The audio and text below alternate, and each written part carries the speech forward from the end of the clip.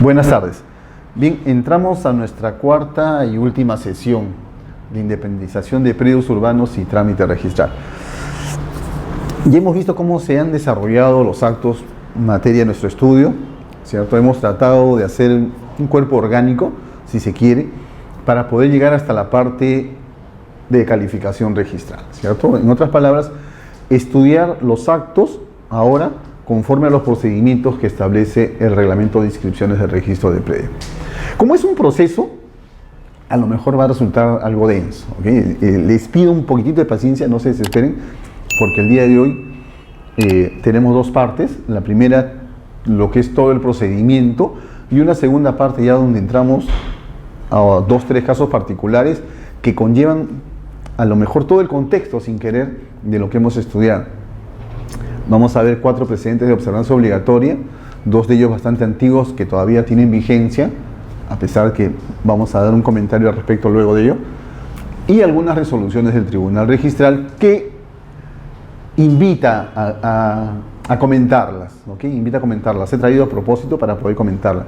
Me gustaría, vamos a hacer un resumen de ellas, vamos a dar lectura, vamos a comentar, pero más allá de eso, entiendan ustedes que son a veces como 9, 10 hojas, lo que me interesaría en ustedes, o sería rescatable, si ustedes la pueden leer, den lectura, profundicen y comparen con las normas legales.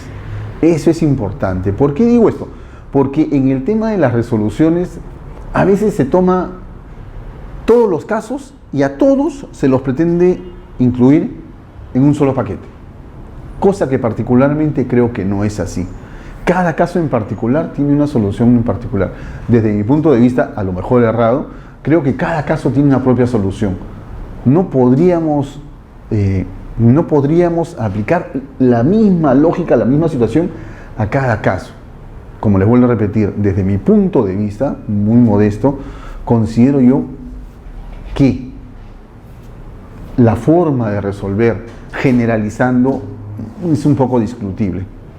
La predictibilidad está dada en razón que todas las normas están dadas, ¿cierto? Todas las normas están dadas y existe ya, como hemos comentado, un abanico de ellas. O sea, existe un árbol muy frondoso dentro de lo que es la aplicación de las normas a nivel registral.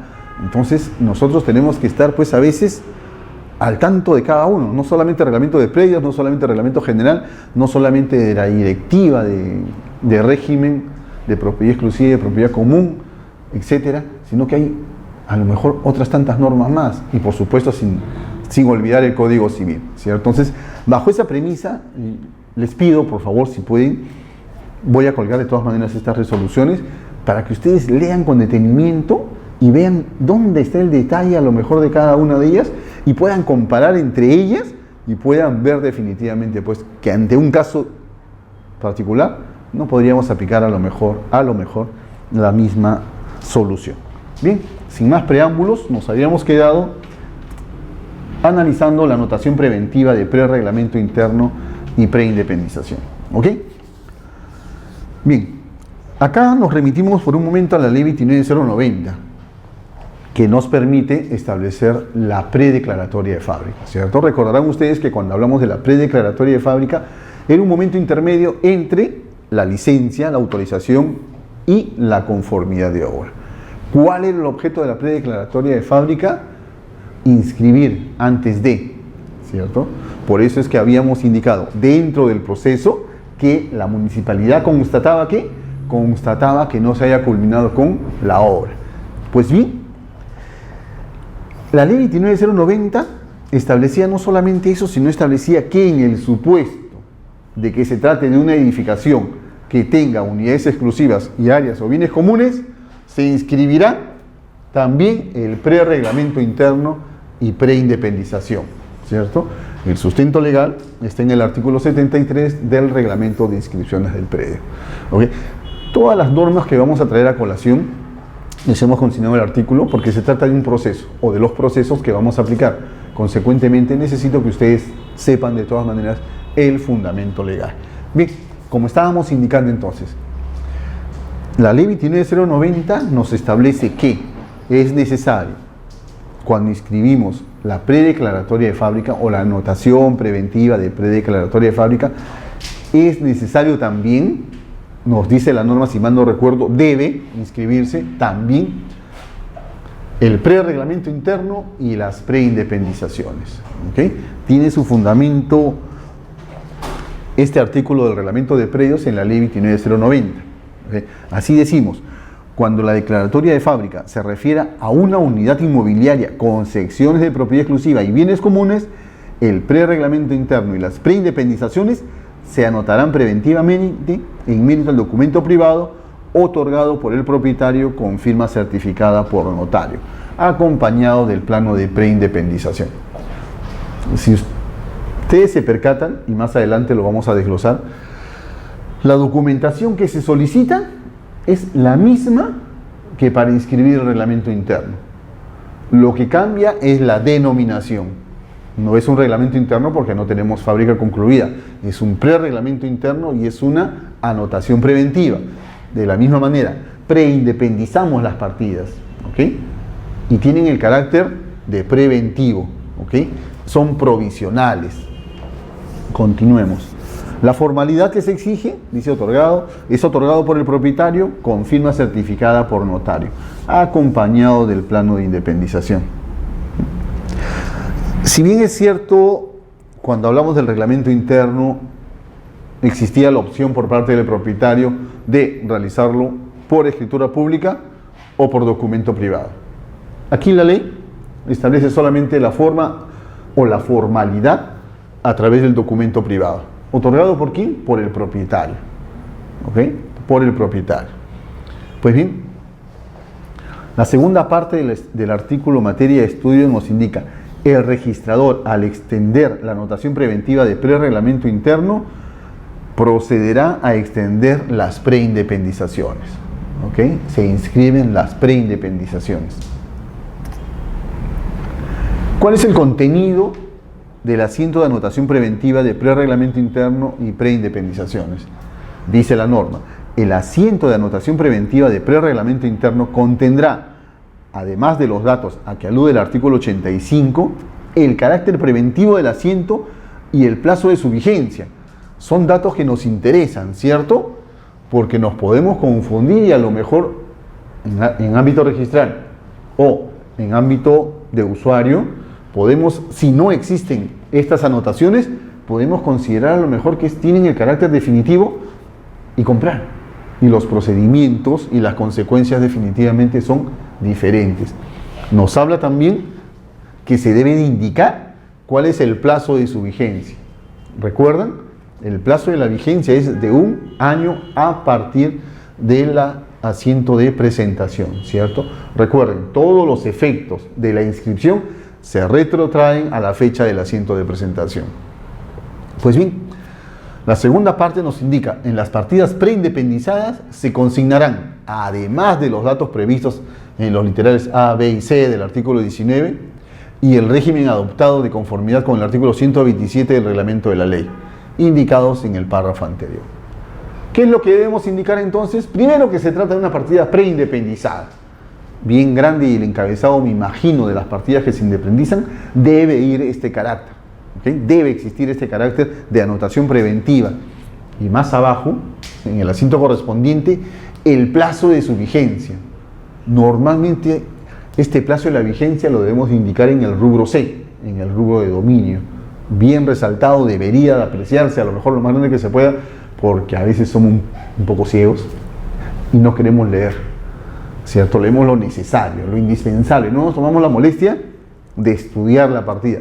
Tengan en cuenta que tanto desde el punto de vista fuera del registro como dentro del registro, lo ideal es que se revise y se estudie la partida registral, estudio de la partida. Un estudio no solamente es ver el asiento, ver la concatenación de asientos anteriores, y si tenemos alguna duda, está el título archivado. Una elaboración de los documentos bien llevada nos va a traer como consecuencia evitar rectificaciones a futuro cuando a lo mejor ya se realizó alguna transferencia o se inscribió un reglamento definitivo. ¿Okay? Entonces, ¿qué nos interesa? Estudiar la partida correctamente y asentar los datos también por parte del registro los datos correctamente que nos está indicando el contenido de notación preventiva de prereglamento interno. En la segunda parte nos dice datos previstos en los literales A, B y C del artículo 19.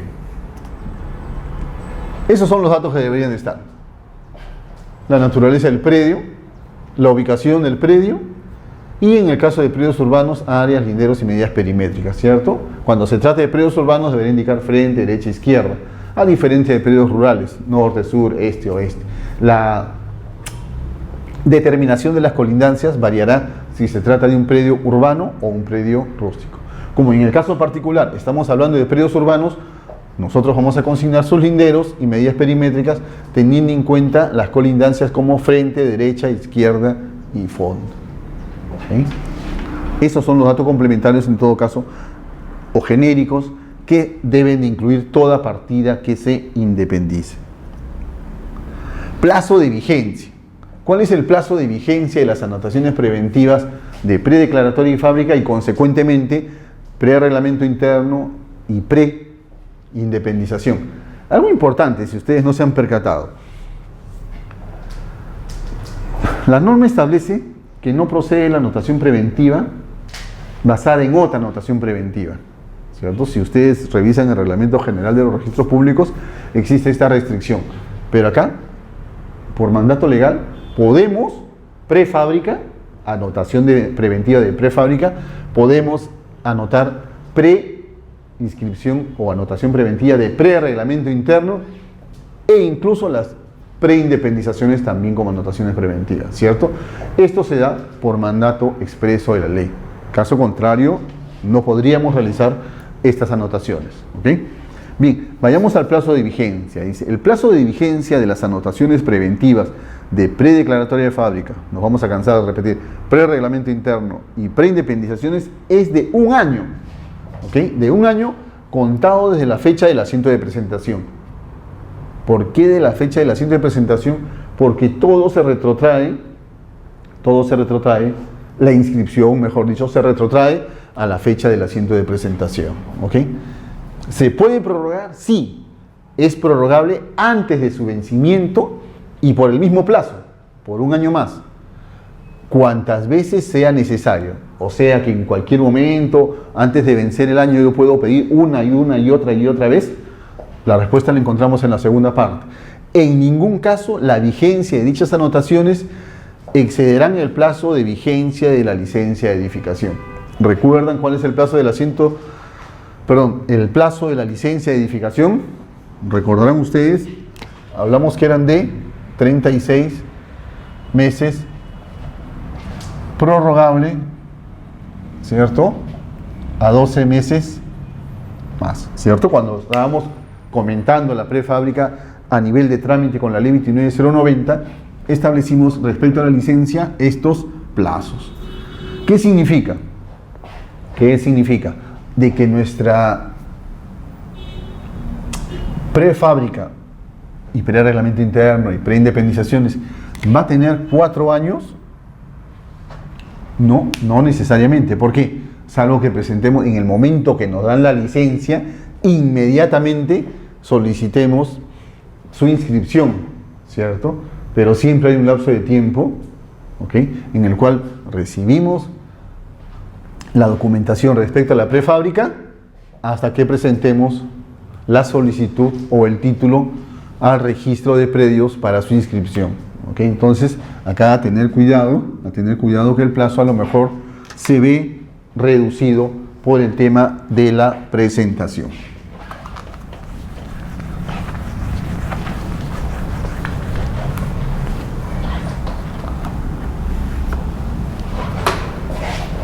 Bien, dice, en ningún caso, pues, la vigencia de dichas anotaciones excederá del plazo de la vigencia de la licencia de edificación. Hay un plazo. ¿Por qué? Porque su naturaleza es de ser preventiva. Si son preventivas, entonces, ¿qué? Tienen un lapso de tiempo determinado de existencia. ¿Ok? Tienen un lapso. Claro, la idea es que se convierta en algún momento dentro de este lapso de tiempo en definitiva. ¿Con qué? Con la conformidad de obra, como ya lo vamos a ver más adelante. Pero por el momento nos quedamos con esta primera premisa.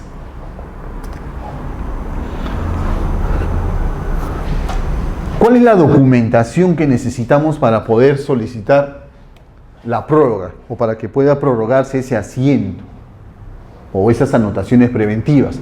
La norma nos dice: la vigencia de la anotación preventiva podrá prorrogarse en mérito al documento privado con firma certificada otorgado por el propietario del terreno.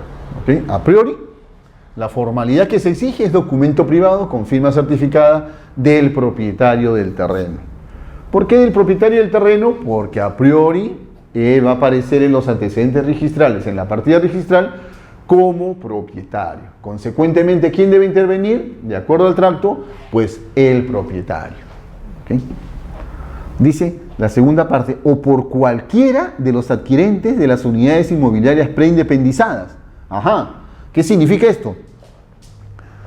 Se está autorizando acá no solamente a la inscripción de la prefábrica, sino también nosotros ya sabemos que también se va a inscribir el pre-reglamento interno. Solamente el pre-reglamento interno no, también se van a pre-independizar las unidades exclusivas, ¿cierto? También vamos a independizar las unidades exclusivas. Pero la última parte, si ustedes se fijan, dice: a solicitud de los adquirentes de las unidades inmobiliarias preindependizadas. ¿Qué significa entonces esto? Que podemos transferir estos bienes futuros. De acuerdo a esto, se autoriza para que puedan inscribir contratos de compra-venta respecto de estas unidades, ¿ok? De que se puedan inscribir. La norma nos lo está autorizando, ¿cierto? Dice: por cualquiera de los adquirentes de las unidades inmobiliarias preindependizadas. Estamos hablando ya de unidades exclusivas, consecuentemente, ¿pueden transferirse? De acuerdo a la norma, sí. ¿Ok?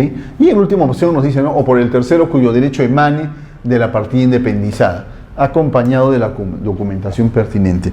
Pero tengan en cuenta algo importante: esta compra-venta va a tener el mismo carácter de todos estos actos, ¿ok?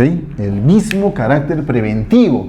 Consecuentemente, si caducan todos los actos anteriores, comenzando por la prefábrica, también va a caducar, ¿qué? Va a caducar la inscripción de la anotación preventiva de compra-venta. Desde mi punto de vista, solo hasta acá podríamos transferir. ¿Okay? Solo hasta acá, ¿por qué? Porque la ley solamente establece ese tipo de transferencias y nada más. ¿Ok? Vayamos a la segunda parte. Si durante la vigencia de las anotaciones preventivas a que se refiere el artículo anterior no se llegara a registrar su conversión en inscripción, dichas anotaciones caducarán de pleno derecho. Producida la caducidad, se cerrarán las partidas preindependizadas. Caramba, acá ya tenemos alguna complicación, ¿cierto? Lo ideal, ¿qué es? Lo ideal es que dentro del plazo o de la prórroga que se haya dado, otorgado, lo ideal es que se inscriba la conformidad de obra para que todos los actos posteriores se conviertan en definitivos, ¿ok? Para que se conviertan en definitivos. Pero puede suceder, como que sucede, ¿ok? Que caduque a lo mejor sin que se haya pedido la prórroga, o que caduque porque ya se cumplió con el plazo máximo. ¿Qué es lo que va a pasar cuando se produce la caducidad de todos estos actos? Se cerrarán las partidas preindependizadas, ¿ok? De pleno derecho. ¿Qué significa esto?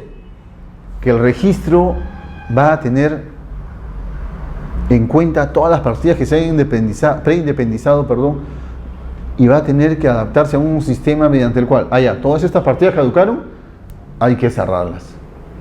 Normalmente esto no se va a dar, se van a cerrar a solicitud de parte interesada, ¿cierto? Tengan en cuenta que no proceden las inscripciones de oficio, sino a instancia de un tercero o por la rogatoria de un tercero. ¿Ok? Entonces acá ya estamos con un pequeño problema. Y la pregunta que surge es, ¿y qué pasa con esa compra-venta? ¿Qué sucede con la compra-venta que inscribí como anotación preventiva? El reglamento no nos dice nada. ¿Ok? El reglamento no nos dice nada, pero la solución la encontramos, tenemos que recurrir a la directiva que establece la directiva de los regímenes de propiedad exclusiva y propiedad común e independización y copropiedad, y ella ya nos indica que cuando caducan todos estos actos, la compra-venta o el asiento de compra-venta se lo trasladará a la partida matriz. ¿Ok? Se lo trasladará a la partida matriz. Entonces, este acto, como tal, no va a quedar cerrado. Si bien es cierto, queda cerrado a consecuencia de la partida, de la caducidad y cierre de esta partida preindependizada, también es cierto que vamos a trasladar este acto a la partida matriz. ¿Ok? A la partida matriz. No se preocupen, que les voy a mandar de todas maneras esta directiva para que ustedes puedan revisarla. Esta directiva no solamente habla de estos temas, sino también el tema de los aires que ya hemos visto. En todo caso, es bastante extensa para ser una directiva que ya parece que regula, parece una norma legal.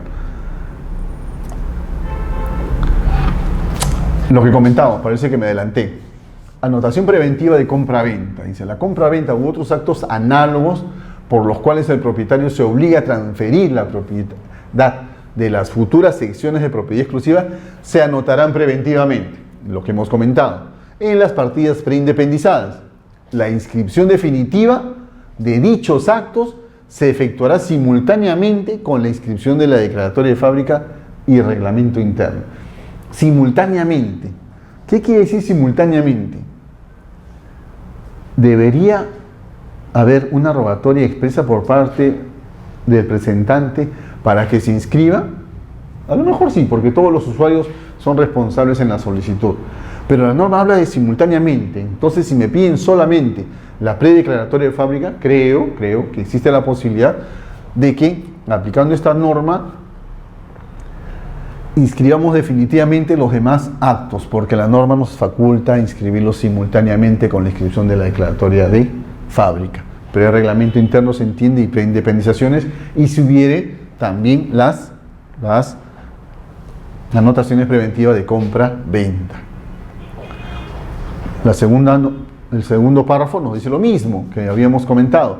Las anotaciones preventivas de los actos a que se refiere el párrafo anterior caducarán de pleno derecho al operar la caducidad de la anotación preventiva de las respectivas partidas preindependizadas. ¿Okay? Aquí ya nos está estableciendo de los demás actos que se pudieran haber inscrito en esas partidas preindependizadas. ¿Okay? Continuamos. Conversión en inscripción de la predeclaratoria de fábrica, pre-reglamento interno y preindependización. Vamos a repetirlo, creo, hasta que no salgamos de este tema, vamos a repetir las tres figuras. Bien, dice, cuando la edificación se hubiera efectuado conforme a la predeclaratoria de fábrica anotada preventivamente, para su conversión en inscripción, deben presentarse los documentos que den mérito a la inscripción de la fábrica. Ojo, ¿cuáles son los documentos que dan mérito a la inscripción de la fábrica? El FUE de conformidad de obra, ¿cierto? El FUE de conformidad de obra. Entonces, ¿qué debemos de presentar nosotros? Si ya concluimos la fábrica, el documento idóneo pues es el FUE, conformidad de obra y declaratoria de edificación. Ese es el documento idóneo que tenemos que presentar nosotros. Si no ha sufrido variaciones, procederemos a inscribir la prefábrica y también el pre-reglamento interno y las preindependizaciones, ¿okay? Incluyendo las transferencias, dice, de los demás actos. Pero ¿y qué pasa si no existe conformidad entre la fábrica, entre la anotación preventiva de prefábrica y la conformidad de obra de la fábrica? ¿Se entiende? La segunda parte nos dice, cuando no existe conformidad con la predeclaratoria de fábrica y dicha circunstancia implique modificaciones al pre-reglamento interno, a las preindependizaciones o demás actos anotados preventivamente, se presentarán además los documentos aclaratorios o modificatorios correspondientes. ¿Qué significa esta parte? Traduciendo también nuestro artículo del reglamento de inscripciones de predios. Puede ser que en el transcurso o entre la licencia que nos autoriza a ejecutar el proyecto y la conformidad de obra, puede hacer que haya habido alguna variación, ¿cierto? Puede darse. Creo que los ingenieros y arquitectos manejan este tema mejor que nosotros, los abogados. Pero en el transcurso entre la licencia y la conformidad de obra, puede haber o puede tener la edificación algún tipo de variación, ¿cierto? A lo mejor, exagerando, digo yo, me otorgaron la licencia por 10 pisos. Pues bien, como no tenía capital para el financiamiento, resulta que solamente edifiqué 8 niveles, ¿cierto? Ahí podríamos decir que hay una variación entre la licencia y la conformidad de obra. Cuando obtengo mi conformidad de obra, con variación se entiende, obtengo y me entregan mi fue conformidad de obra y resulta que solamente tengo 8 pisos. ¿Qué tengo que hacer? Tengan en cuenta que cuando preindependicé y cuando inscribí mi prereglamento interno, él estaba supeditado a los 10 niveles. ¿Qué tendremos que hacer entonces? Modificar o presentar la documentación que corresponda para la modificación del prereglamento interno y las preindependizaciones. Se entiende por ahí a lo mejor que, por supuesto, que no hemos transferido las unidades exclusivas del 9º y del 10º piso. Como quiera que no estamos afectando ningún tipo de derecho, no va a haber ninguna complicación. ¿Ok? Vamos a la segunda parte. Dice, cuando no exista conformidad, entonces, con la predeclaratoria de fábrica y dicha circunstancia implique modificaciones al prereglamento interno, a las preindependizaciones o demás actos anotados preventivamente, se presentarán los documentos aclaratorios o modificatorios, que deben de tener la misma naturaleza de los documentos inicialmente presentados. ¿Ok? Inicialmente presentados. Traslado de carga técnica. Estamos independizando o preindependizando, si se quiere, ¿ok? Pues bien, hemos inscrito nuestro reglamento interno y sucede que en la partida matriz puede existir alguna carga técnica.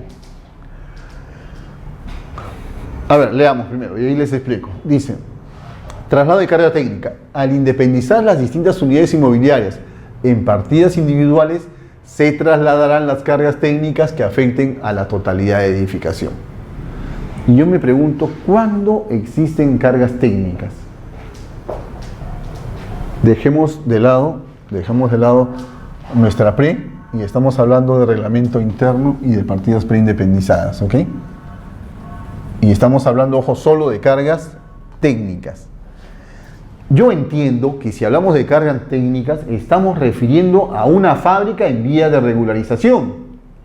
¿Ok? ¿Por qué? Porque cuando a mí me otorgan la licencia, se supone que estoy cumpliendo con todos los parámetros urbanísticos y edificatorios que establece la municipalidad del lugar donde se encuentra ubicado el predio. ¿Cierto?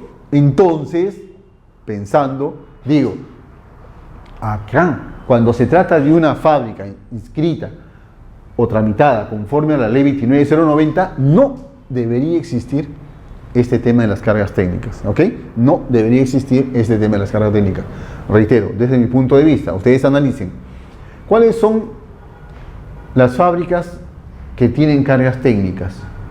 Son todas aquellas que han sido tramitadas, que pudieran tener, todas aquellas tramitadas bajo los parámetros de la ley 27157 y su reglamento, ¿cierto? Entonces, estas fábricas se pueden inscribir con cargas técnicas, dependiendo de la declaración que realice ¿quién? El verificador responsable. ¿Ok? ¿Por qué? Tengan en cuenta que aquí no ha habido trámite municipal, no ha habido licencia, la edificación ya está realizada. ¿A quién le compete? Al profesional responsable le compete determinar si existen o no existen cargas técnicas. ¿Ok? Pues bien, nos vamos al escenario ahora. Esa partida matriz, a consecuencia de la edificación, tiene cargas técnicas. ¿Y qué cargas técnicas pueden ser, por ejemplo?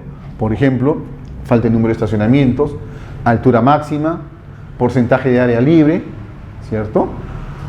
Retiro municipal.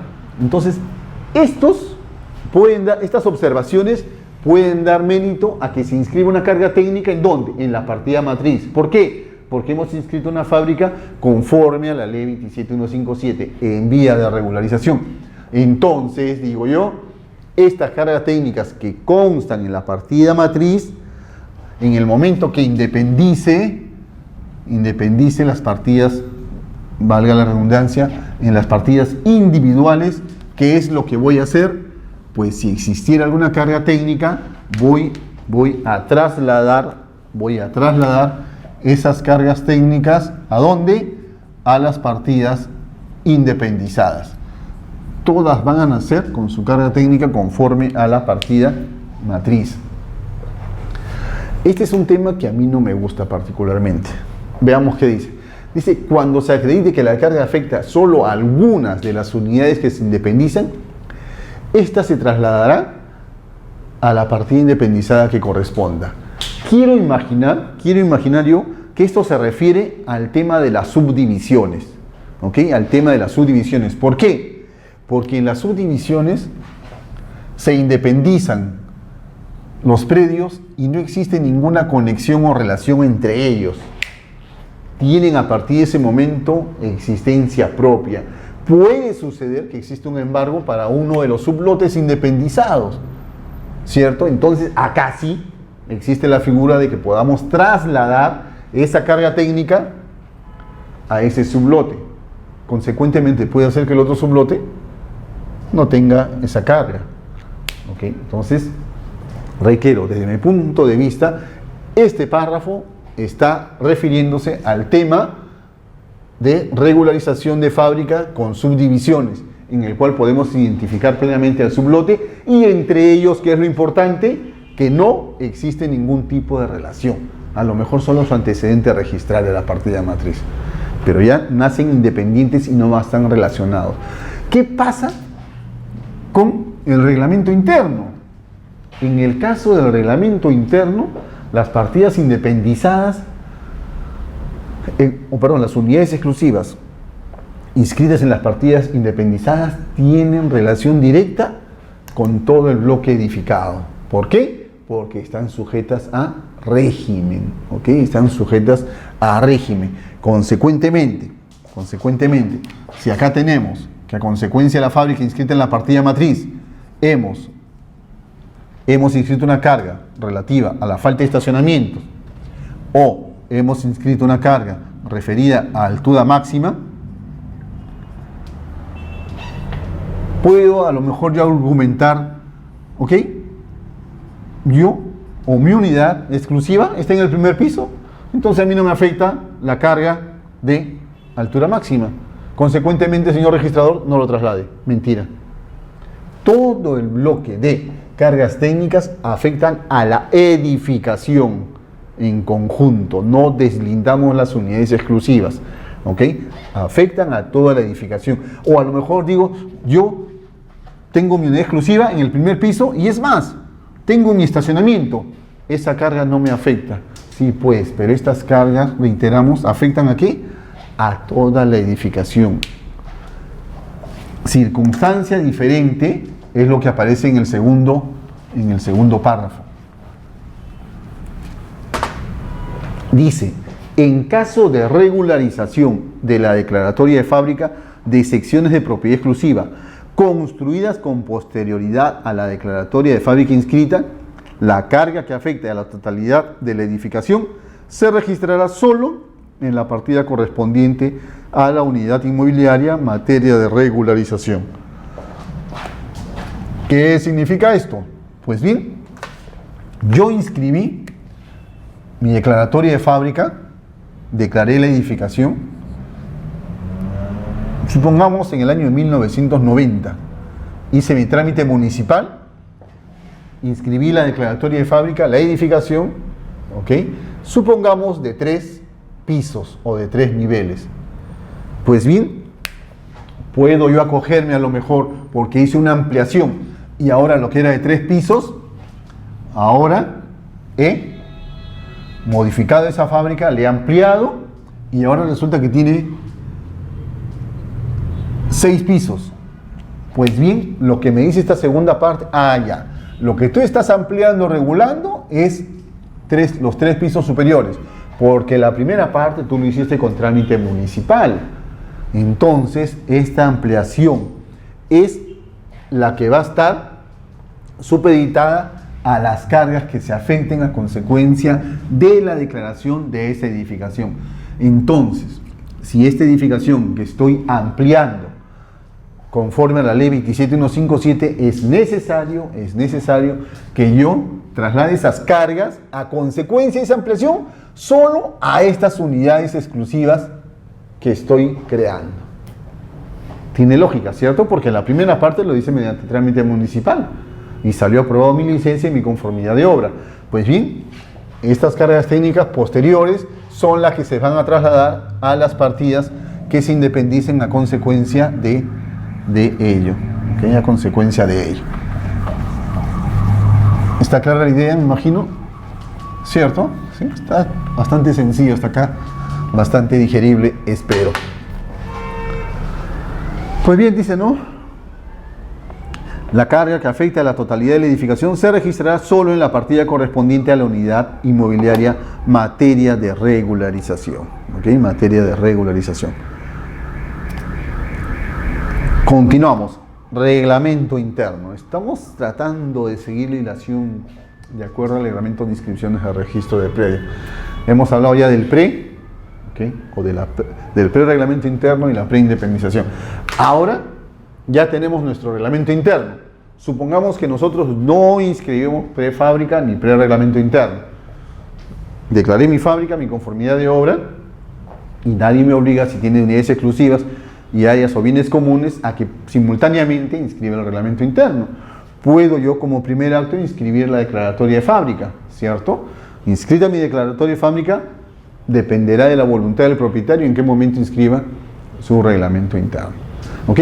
Pero vayamos a la parte del proceso y ¿qué nos dice? Dice, inscripción de acto previo al reglamento interno. El título, bien grande, reglamento interno. Y ya me está diciendo, ojo, antes de que inscribas tu reglamento interno, hay un acto previo que tienes que realizar. Ya lo hemos repetido muchas veces, me imagino que usted ya se ha acuñado la idea. Dice, para la inscripción del reglamento interno, deberá inscribirse previamente la respectiva declaratoria de fábrica. Entonces, si yo quiero inscribir mi reglamento interno, simultáneamente, conjuntamente con mi reglamento interno, también la fábrica. O puede ser que ya con anticipación haya inscrito mi declaratoria de fábrica. ¿Ok? ¿Hay excepciones? Sí. Sí hay excepciones, ¿cierto? ¿Recuerdan ustedes? ¿Recuerdan? Lo vamos a dejar de tarea para que puedan ver, si no me equivoco, en la sesión 2 o en la segunda sesión que hablamos de cuáles eran las excepciones o salvo disposición expresa en contrario. ¿Ok? Lo dejamos entonces como tareas para ustedes para poder avanzar. Porque ya lo hemos mencionado, ojo. Dice, ámbito de aplicación de la propiedad exclusiva y propiedad común. Vamos a escribir nuestro reglamento interno y ¿qué es lo que necesita este reglamento interno? ¿Qué debemos de señalar en él? Debemos de señalar el régimen que estamos adoptando, sea de propiedad exclusiva y propiedad común, o sea de independización y copropiedad, ¿cierto? Entonces, esto es lo que nos dice la primera parte del artículo.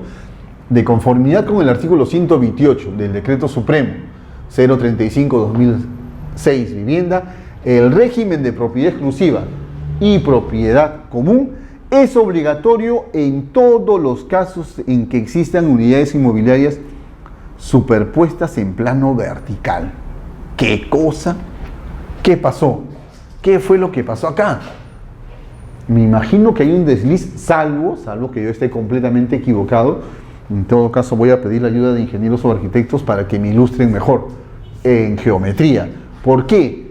Porque ¿qué es un plano vertical? Un plano vertical, creo yo, si mal no recuerdo, mis pequeños estudios de geometría en el colegio, un plano vertical se presenta de esa forma, ¿cierto? Y tiene una proyección N. Si no me equivoco, repito, puede ser que ya esté equivocado. Si tiene una proyección N, ¿cómo puedo yo superponer otro plano vertical? Me imagino, pensando en voz alta, de superponerlo tendría esa misma característica, ¿cierto? Y otro plano vertical más. me pregunto yo, ¿no habrá a lo mejor un error y quiso decir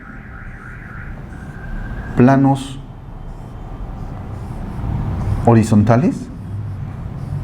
Acá sí se da la figura para que yo establezca el régimen de propiedad exclusiva y propiedad común, ¿cierto? En planos verticales sí, un departamento en un piso, otro departamento en un segundo piso, otro departamento en el tercer piso y otro departamento en el cuarto piso. ¿Cómo se da en planos horizontales? Acá me dice, si se da en planos horizontales, interpretando, les pido por favor corroborar esto, a lo mejor yo estoy equivocado. Dice, casos en que existan unidades inmobiliarias superpuestas en plano vertical. Yo entiendo, si tengo un plano vertical, como en el gráfico, si yo tengo un plano vertical así, me corrigen por favor en todo caso, puede ser que yo esté equivocado. Si yo tengo un plano vertical de esta forma,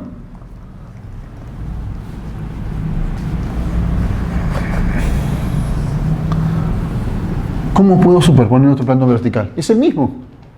Es el mismo. Hasta donde yo sé, existe el plano horizontal y plano vertical, que es una línea perpendicular al plano horizontal.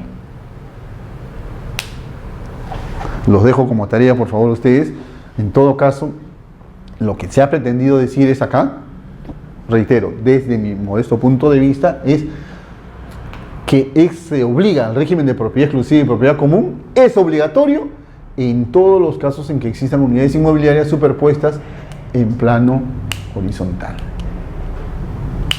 La segunda parte dice, caso contrario, puede optarse por el régimen de propiedad exclusiva y propiedad común o en independización y copropiedad. ¿Qué debo entender? Que siempre que existan planos horizontales, tengo que aplicar yo régimen de propiedad exclusiva y propiedad común. Y si yo tengo a lo mejor, vamos a borrar mejor, para poder entender la idea. Y si yo tengo una edificación tipo quinta, ¿ok? Una edificación tipo quinta y varias unidades inmobiliarias, dependerá de la voluntad del o de los propietarios, y yo, si quiero, es mi voluntad, puedo utilizar el régimen de independización y copropiedad, o puedo adoptar el régimen de propiedad exclusiva y propiedad común. Cuando tengo este tipo de edificación, depende del propietario. Cuando tengo planos horizontales, no depende del propietario. Hay un solo régimen que se va a adoptar. ¿Okay? Un solo régimen que se va a adoptar.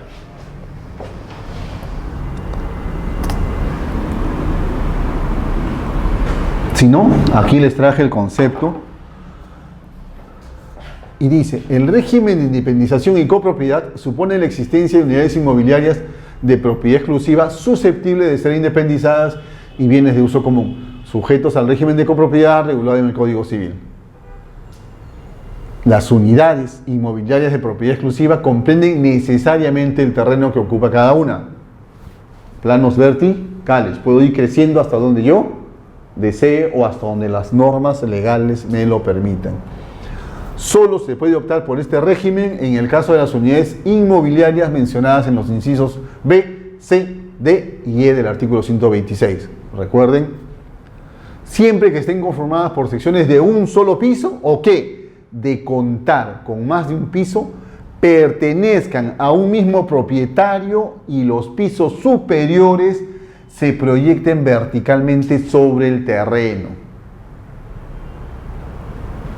Creo que no amerita mayor explicación el artículo del reglamento del artículo anterior que dimos lectura, ¿cierto? Con esto, ¿qué nos está diciendo? Líneas verticales, planos verticales, ¿no? Por ahí, aparentemente, les vuelvo a repetir, desde mi punto de vista, como que hubo una pequeña descoordinación en la idea al momento de redactar esto. Repito, lo digo en base a mis pequeños conocimientos de geometría plana. Continuamos. Contenido del asiento de inscripción de reglamento interno. Ya tenemos nuestro reglamento interno a nivel de registros públicos, todo está ok, nuestro reglamento interno y la independización. El paso inmediato, ¿cuál es? Elaborar el asiento de inscripción. ¿Cómo lo elaboro? En base a las normas que se han establecido. ¿En dónde? En mi reglamento de inscripciones del registro de predios. Así digo, el asiento de inscripción del reglamento interno del régimen de propiedad exclusiva y propiedad común debe contener el criterio de asignación de porcentajes de participación en las zonas de propiedad común. ¿Qué más? La relación de los bienes de propiedad común con calidad de intransferibles. Ya no lo enumeramos porque ya sabemos cuáles son. ¿Recuerdan? Si no me equivoco, tercera clase, ¿cierto? Hablamos cuáles eran esos bienes comunes e indicar si son intransferibles, si los hubiere. El régimen de la Junta de Propietarios y la referencia de que los demás datos constan en el título archivado. En este caso, los alcances de la publicidad, se imaginan transcribir todo el reglamento interno, que normalmente son 15, 18 hojas, en un asiento de presentación, no. ¿Ok? No. Entonces, por eso dice la segunda parte, en este caso, los alcances de la publicidad, a que se refiere el segundo párrafo del artículo primero del título preliminar del reglamento general de los registros públicos, se extienden al título archivado. ¿Ok? Podemos recurrir entonces al título archivado porque acá me exige determinados requisitos que debe de contener el reglamento interno y lo demás, pues la publicidad se va a extender al título archivado. La segunda parte, ¿qué nos dice? Que la independización y copropiedad va a tener los mismos elementos, ¿cierto? Va a tener los mismos elementos o los mismos requisitos en cuanto fuere aplicable, Formalidad del reglamento interno. Recuerden que cuando hablamos del pre-reglamento interno, habíamos indicado que la formalidad que exigía la norma era el documento privado con firma certificada por notario. Veamos acá qué se exige para el reglamento interno en sí. Dice, el reglamento interno se inscribirá en mérito a escritura pública o documento privado con firma certificada por notario. ¿De quién depende? Del otorgante, del propietario. Depende que escoja por la escritura pública o por el documento privado con firma legalizada. Dice, cuando es otorgado por este último, otorgado por los propietarios o por el presidente de la Junta de Propietarios. Ajá, ya nos apareció en la Junta de Propietarios. ¿Qué significa esto? Que está estableciendo que no solamente lo puede otorgar el propietario, sino también puede darse el caso de que exista pluralidad de propietarios. Si existe pluralidad de propietarios, esos propietarios, ¿cómo manifiestan su voluntad? A través de la Junta de Propietarios, ¿cierto? Es el órgano mediante el cual, pues, manifiesta su voluntad todos los propietarios. Pues bien, dice esa parte. O por el presidente de la Junta de Propietarios. Cuando es otorgado por este último, por el presidente de la Junta de Propietarios, se insertará o acompañará copia certificada del acta de la sesión de Junta de Propietarios en la que se aprobó el reglamento interno con el voto conforme de más del 50% de los propietarios que conforman la edificación. ¿Qué pasó? Si alguien ha estado atento, en la clase anterior habíamos estado hablando que el reglamento interno también se podía regularizar.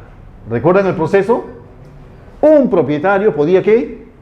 Un propietario podía hacer la convocatoria. ¿Cuál era el requisito para esta convocatoria? Vía notarial. Caramba, por acá me apareció otro dato. Otro proceso, que es más, está igual en la ley 27157.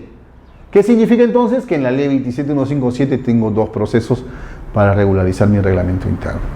Uno, recuerdan el que hemos estudiado en la charla anterior, que era mi procedimiento, convocaba vía notarial, ¿ok? Convocaba vía notarial y al final lo aprobaba con mayoría simple, de ser el caso.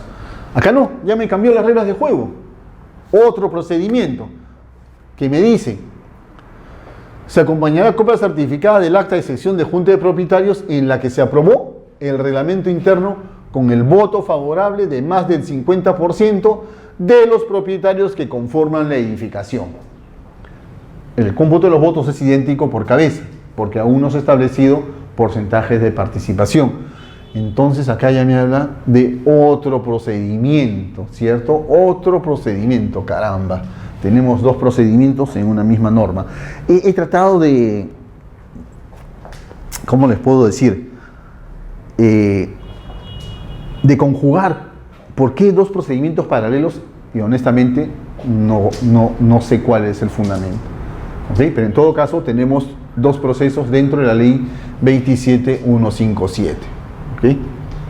Bueno, continuamos, dice la segunda parte, para lo cual el voto se computa por cada sección de propiedad exclusiva, por cabeza. Una unidad exclusiva, un voto.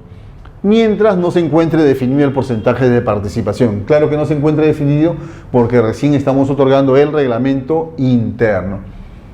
Y las respectivas esquelas de convocatoria o la constancia otorgada conforme a lo dispuesto en el último párrafo del artículo siguiente. Esto del artículo siguiente a veces es un pequeño desafío a continuar leyendo. Continuemos. Inscripción de Junta de Propietarios.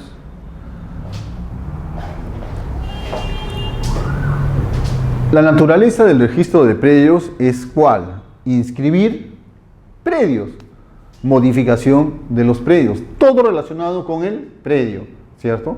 Cambio de titularidad, cambio de la descripción física del inmueble, alguna carga o gravamen que tenga esa unidad exclusiva o esa partida matriz, ¿cierto? Pero, ¿qué pasa con la Junta de Propietarios? ¿Qué pasa con la elección del presidente de la Junta de Propietarios? ¿Es inherente a una partida de predios? No. Pero, como es o tiene una calidad especial particular, la norma ha establecido que se inscriban en la partida matriz del registro de predios.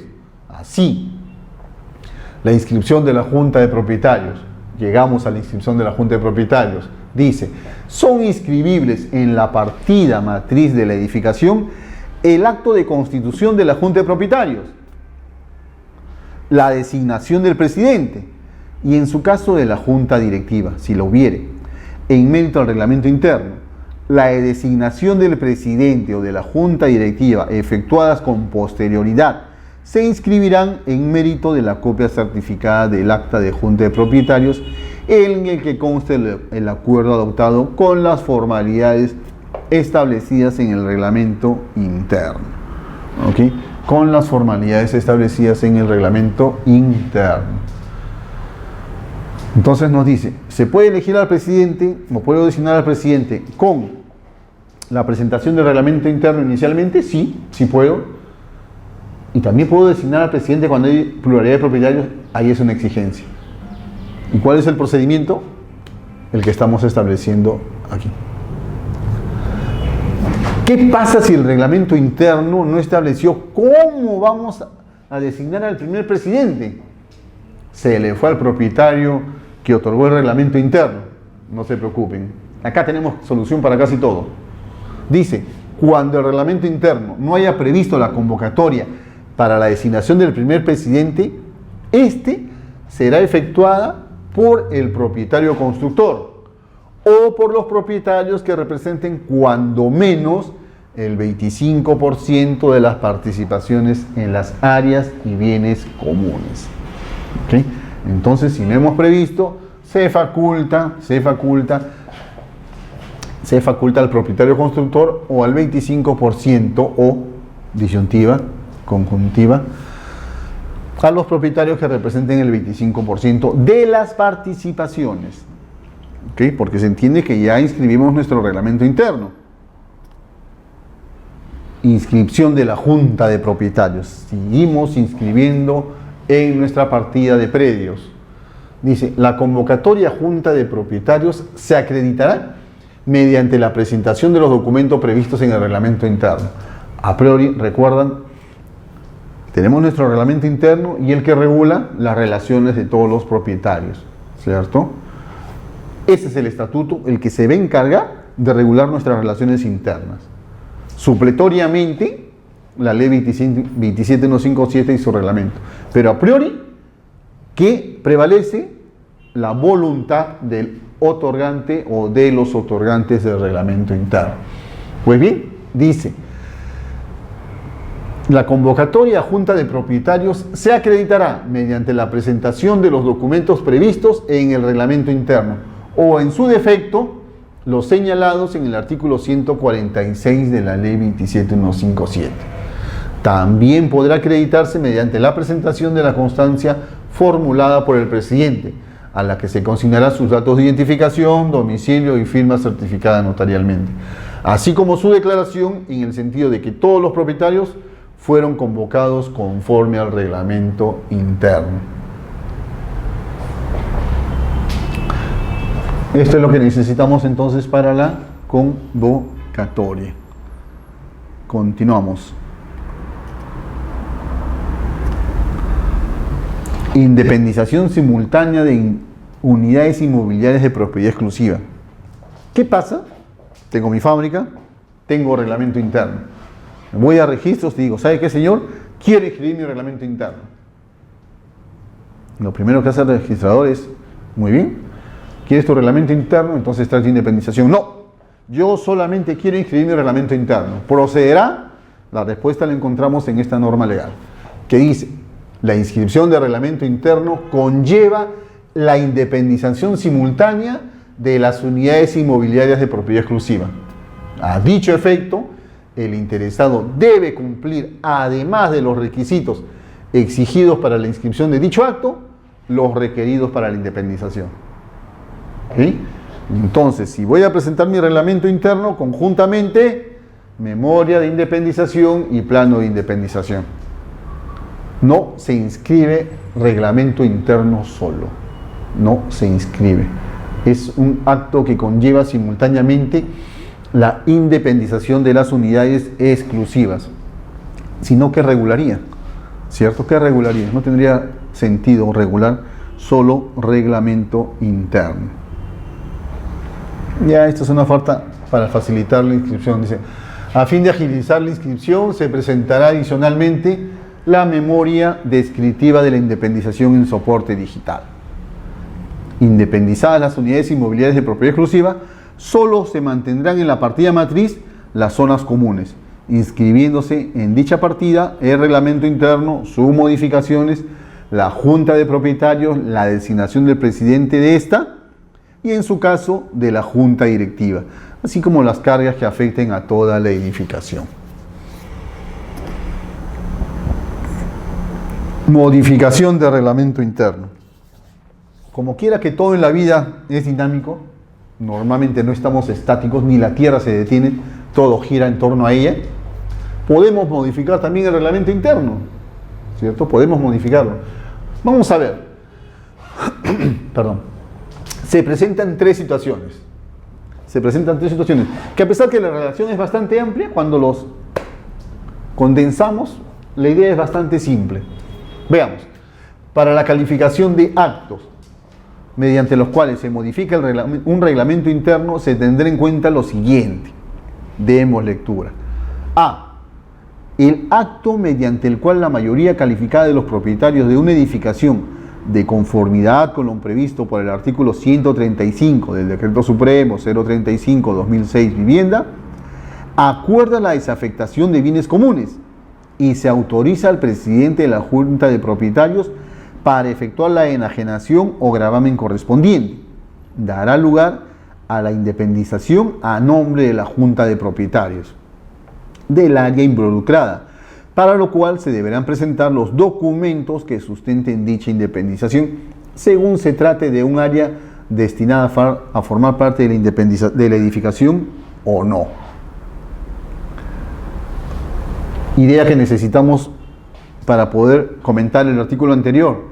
Los actos de disposición de bienes comunes, transferencia, gravamen, cesión en uso o la aceleración de cualquier acto o contrato que importe la disposición o limitación de uso de los bienes comunes susceptibles de ser transferidos, deberá ser autorizada por la Junta de Propietarios, ¿ok?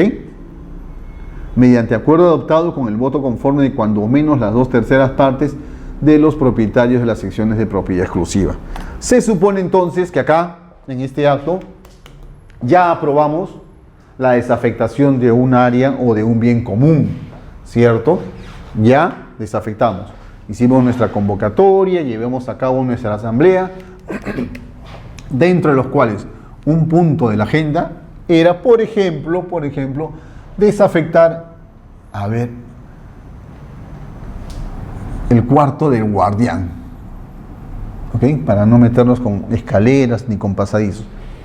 El cuarto de guardián que era considerado como un área o bien común. Pues bien, vamos a desafectar esta área. Ya pasó por todo su proceso, ¿cierto? Tuvimos la convocatoria, se llevó a cabo la asamblea. Dice, ahora, ¿qué es lo que pasa con este bien? En primer lugar, este bien ya lo hemos desafectado, ¿y a quién o a nombre de quién pasa? A nombre de la Junta de Propietarios, ¿cierto? A nombre de la Junta de Propietarios va a pasar ese bien. ¿Y se va a quedar ahí? No. La idea es que lo estoy desafectando, ¿para qué? Para poder transferirlo, ¿cierto? Para poder transferirlo. Consecuentemente, digo yo, se tendrá que dar facultades al presidente de la Junta de Propietarios y en el acuerdo no solamente vamos a acordar la desafectación, sino también ¿qué? La transferencia a favor de X persona de ese bien que era común, ¿cierto? Bastante sencillo, como les dije, más era la redacción que poder tenerlo en un par de líneas. Entonces dice, pues, esto dará lugar a la independización a nombre de la Junta de Propietarios. Si hemos convertido una unidad exclusiva, ¿cuál es el paso inmediato? Si la estamos desafectando y la estamos sacando de las zonas comunes, ya sale de la partida matriz, ¿cierto?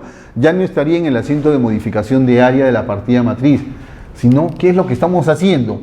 Creando una nueva unidad. A consecuencia de ello la vamos a independizar y es una nueva unidad. ¿A nombre de quién en primera instancia se va a independizar esa unidad? A nombre de la Junta, van a disculpar la letra horrorosa, a nombre de la Junta de Propietarios. ¿Okay? Una vez que esté independizado y es una unidad exclusiva, también me imagino que en esta acta se aprobó ¿qué? Se aprobó la transferencia de esa unidad. ¿Okay? Se aprobó la transferencia de esa unidad. Continuamos. ¿Está clara la idea? Todo eso se resume en algo bastante simple, creo yo.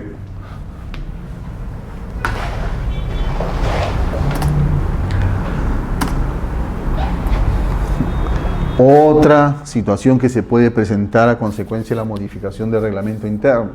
Dice, el acto mediante el cual el propietario de un área reservada para futura edificación e independizada con un correspondiente porcentaje de participación sobre los bienes comunes podrá otorgar unilateralmente la modificación del reglamento interno a efecto de incorporar dentro del reglamento interno a las nuevas unidades conformantes de dicho sector. ¿Qué significa esto? Que yo tengo a lo mejor mi reserva de aires, ¿cierto? Reservé a lo mejor tengo mi edificio de 3 pisos y me reservé los aires, me reservé la azotea. Como quiera que es un área extensa, hice todo mi trámite y logré edificar esa azotea y digo yo, por utilidad práctica me salen 2 unidades, ¿cierto? De lo que antes era un área reservada, ahora me salen 2 unidades. ¿Y qué pasa con esas nuevas unidades? Tengo que incorporarlas al reglamento interno, porque son nuevas unidades exclusivas. ¿Cómo sé de la existencia de ellas? A través del reglamento interno. Continuemos. Dice, podrá otorgar unilateralmente la modificación del reglamento interno a efectos de incorporar dentro del reglamento interno a las nuevas unidades conformantes de dicho sector, siempre que en el reglamento interno conste la correspondiente cláusula autoritativa. ¿Ok? Primer requisito, tiene que indicarse en el reglamento interno inscrito que se da esa facultad al o los propietarios, ¿ok? Segunda parte, dice, siempre que conste la cláusula autoritativa y la sumatoria de los porcentajes que se asignen a las nuevas unidades resultantes en el cuadro general de unidades inmobiliarias de la edificación o conjunto de edificaciones sea idéntica al porcentaje asignado al área reservada. ¿Cierto? Se supone que tengo mi área reservada, la independicé, pero no había nada edificado, ¿cierto? Tiene X porcentaje por ciento, X tanto por ciento de porcentajes de participación. ¿Cómo yo puedo unilateralmente modificar el reglamento interno? Primer requisito, ¿recuerdan? A ver, una cláusula autoritativa en el reglamento interno. Y segundo, que la sumatoria de los porcentajes que se asignan a las nuevas unidades resultantes en el cuadro general de unidades inmobiliarias de la edificación o conjunto de edificaciones sea idéntica al porcentaje asignado al área reservada. Consecuentemente, si yo tengo 1, 2, 3, 4 unidades, cada una de ellas tiene el 25%. Supongamos que es uniforme, para efectos prácticos. Supongamos que es uniforme. Pues bien, como quiera que yo estoy creando 2 unidades aquí, de una, cada una de ellas, ¿cuánto va a tener? 12.5. La pregunta es, ¿estoy alterando, modificando a las anteriores o a las restantes unidades exclusivas su porcentaje de participación? No. Es el mismo, ¿cierto? Entonces, por eso me dice la segunda parte, o conjunto sea idéntica al porcentaje asignado al área reservada. De no contarse con dicha autorización, corresponderá a la Junta de Propietarios otorgar la modificación del reglamento interno. ¿Esto a partir de cuándo entonces? Si no me equivoco, 2013. A partir del 2013 ya tenemos nuestro reglamento interno. En estos momentos que queremos elaborar, le damos una ley al reglamento de inscripción del registro de predios y a lo mejor para futuras modificaciones incorporo mi cláusula autoritativa para no complicarme con procesos de convocatoria, de quórum, etcétera, etcétera, etcétera. La norma nos faculta para ello. La segunda parte nos dice, no será necesaria la cláusula autoritativa en el caso de edificaciones o conjunto de edificaciones en los que el reglamento interno general haya previsto el desarrollo de sectores, asignando a cada uno de estos un porcentaje de participación en los bienes comunes generales. Caramba, esta parte sí se puso interesante. ¿Qué es lo que sucede? Acá ya me está hablando de 2 reglamentos internos, uno especial y uno general. ¿Cuándo se presenta esta figura? Por ejemplo, tengo mi partida matriz y quiero que todo quede ahí y construyo o tengo el proyecto para construir 4 edificios. Se me escapó el rojo. Tengo el proyecto para inscribir 4 edificios, ¿ok? Vamos a exagerar y decir, como no tengo capital, ya me quedé desfinanciado, lo voy a hacer progresivamente y hago un reglamento especial para un bloque, que es el que me interesa en estos momentos independizar. Pero en proyecto tengo los otros. El edificio 2, el edificio 3 o bloque 3 y el bloque 4. Cada uno de estos edificios va a tener, como ustedes pueden apreciar, sus propias áreas o bienes comunes. Internamente, pues este edificio va a tener su ascensor, que es común para ellos, escaleras, pasadizos para ellos. Igual cada uno de los restantes edificios. Como quiera, que con respecto a estos porcentajes de participación, este edificio no tiene nada que ver, ni ninguno de los restantes, cuando yo establezca un porcentaje de participación respecto a los bienes o a áreas y bienes comunes del reglamento interno especial, no va a afectar en nada a estos edificios futuros. Pero ¿qué tengo que establecer yo? Los porcentajes de participación primero respecto al reglamento general. Ahí no necesito cláusula autoritativa. ¿Por qué? Porque voy a asignar a cada uno de ellos, otra vez lo hacemos en forma regular, 25% de participación respecto de las áreas y bienes comunes generales. En el caso del ejemplo, ¿cuáles serían esas áreas y bienes comunes generales? ¿Las internas de cada edificio? No. Serían las que interconectan cada bloque o cada edificio, ¿cierto? Vendrían a ser entonces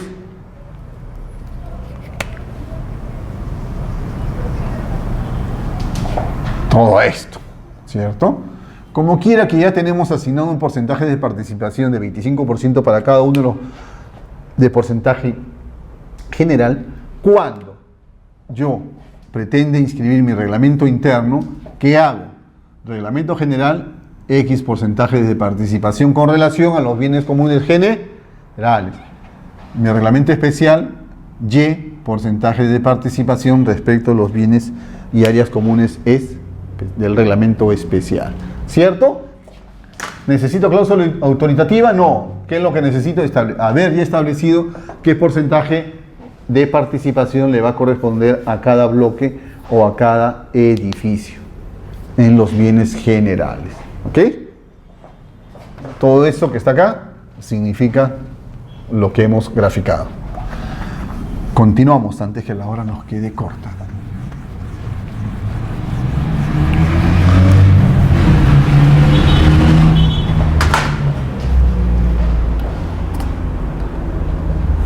Dice, para formalizar la modificación del reglamento interno que reordene las cuotas de participación de las unidades afectadas y dar lugar a la correspondiente acumulación o independización de las unidades respectivas, se requiere acuerdo de Junta de Propietarios, a instancia del propietario de las secciones de propiedad exclusiva de dominio objeto de la modificación física. La modificación también puede ser otorgada solo por el presidente de la Junta de Propietarios cuando así lo establezca el reglamento interno. Si el reglamento interno contiene cláusula autoritativa, el propietario podrá otorgar unilateralmente una escritura pública de modificación del reglamento interno. ¿A qué nos conlleva todo esto?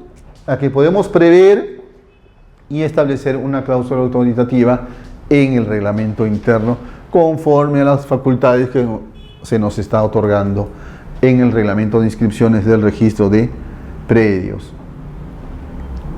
Supongamos que la partida matriz tiene una hipoteca. ¿Ok? Supongamos que la partida... Hablamos por un momento de las cargas técnicas. Nos olvidamos de las cargas técnicas y ahora hablamos de las partidas independizadas que a lo mejor tienen o puede haberse trasladado una hipoteca. ¿Qué sucede? Que cuando yo tengo alguna carga o gravamen, en el caso particular tengo una hipoteca, esta hipoteca que aparece en la partida matriz, si estoy independizando unidades exclusivas, ¿qué es lo que debo hacer? En todas las partidas independizadas deberé trasladar esa hipoteca. ¿Ok? Deberé trasladar esa hipoteca. Pues bien, ya trasladé. No tiene costo, por supuesto, este traslado de las hipotecas. Es un acto registral que no tiene costo. Pero resulta que ahora yo quiero levantar esa hipoteca. A eso se refiere mi artículo en cuestión.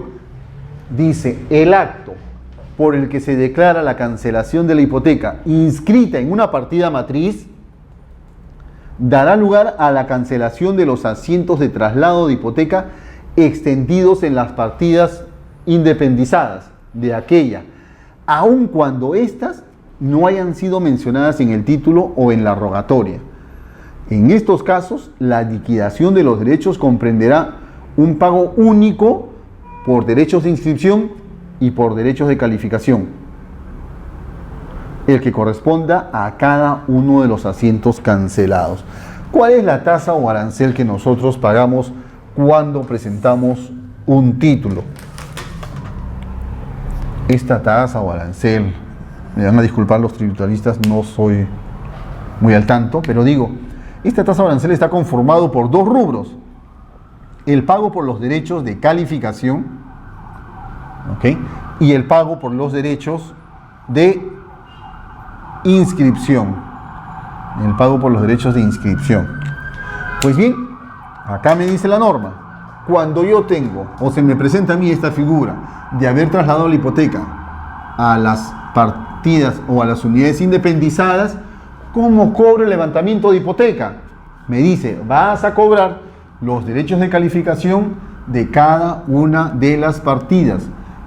Entonces yo tengo que pagar un derecho de calificación por la partida matriz y por cada una de las partidas independizadas.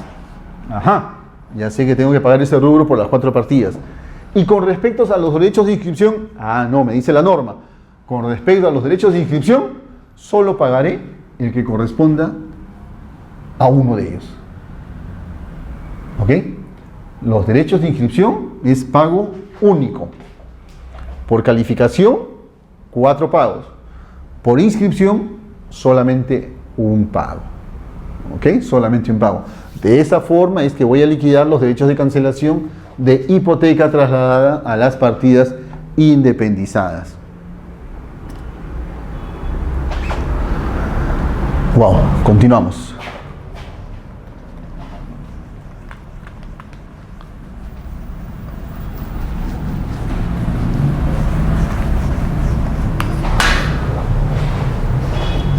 Dice la segunda parte, el solicitante podrá restringir su rogatoria al levantamiento de la hipoteca de la partida matriz o al de esta y al de asiento de traslado de la hipoteca de uno o más partidas independizadas. En estos casos, la liquidación comprenderá el pago único por derechos de inscripción y el pago de los derechos de calificación que correspondan a los asientos cuya cancelación se solicitó. Los derechos de calificación correspondientes a la cancelación del asiento de traslado de la hipoteca en los demás partidas independizarán, se cobrarán en la oportunidad en que sean solicitados, ¿cierto? Si bien es cierto que el registro dispone la norma que se levanten la hipoteca de la partida matriz y de las partidas individuales, nada quita que yo, usuario, diga, bueno, ¿sabes qué? Solamente quiero levantar la hipoteca en la partida matriz y en mi predio. Las demás, que cada uno haga lo que tenga que hacer, ¿cierto? Esto es lo que nos dice esta segunda parte. Tengo esa facultad. No, señor registrador, de acuerdo a mi rogatoria, quiero que se levante únicamente la hipoteca en la partida matriz y en X unidad independizada. Y así será. ¿Ok? Así será. Las demás se solicitarán en su momento. Bien, hasta aquí todo lo relacionado pues a la última parte del procedimiento. El tiempo nos está quedando corto. Vayamos a ver ahora qué circunstancias o qué casos especiales se nos pueden presentar. En realidad los casos son variados, pero son a lo mejor casos que no ameritan, ¿no? Errores en un área, errores en sumatoria, errores en las medidas colindancias, errores en la denominación de la nomenclatura del predio, etcétera, ¿no? Gran parte de lo que hemos hablado cuando tratamos de la subdivisión. Ahora pretendemos ser más específicos con los casos frecuentes que se pueden dar. Los casos frecuentes que son los que nos llenan de tensión. ¿Por qué el registrador, digo yo como usuario, me observó mi título? Y comienzan pues los dolores de cabeza. Pero si yo estuve atento a la primera, segunda y tercera charla, esto no nos va a pasar. No solamente lo digo por la explicación que se dio, sino porque hemos indicado cuáles son las normas legales a las cuales debemos de recurrir, ¿cierto? Y a lo mejor eso es lo más importante. Sabemos cuáles son las normas que debemos de aplicar para la inscripción o el proceso de inscripción o de calificación del reglamento interno. Con todos esos conocimientos y dando lectura adecuadamente, más dando lectura a los antecedentes registrales, yo me puedo evitar todos estos dolores de cabeza. Veamos. ¿Qué dolores de cabeza podemos tener? Comenzamos esta segunda parte.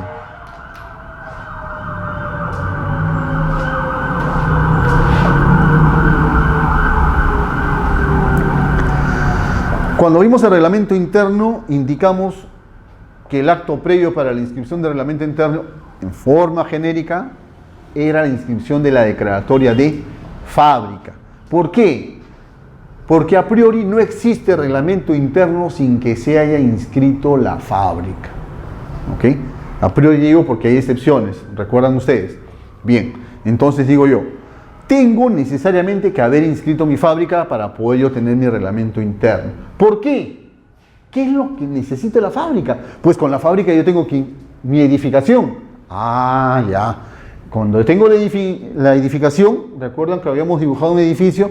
Las áreas comunes y las unidades exclusivas. Pues bien, acá tenemos materializado un plano de independización solamente de 3 niveles. ¿Ok? Solo de 3 niveles. ¿Y qué datos me importan de la declaratoria de fábrica? En principio, todos. ¿Cierto? ¿Por qué? Porque genéricamente podemos decir nosotros, existe en el plano de ubicación, vamos a hacer más grande, 2 cuadros. ¿Recuerdan ustedes? 2 cuadros, habíamos incidido. Un cuadro comparativo entre la exigencia de los parámetros establecidos y el cuadro del proyecto, ¿cierto? Del proyecto. Independientemente de este cuadro, constaba otro cuadro también importante, que era el cuadro de áreas techadas.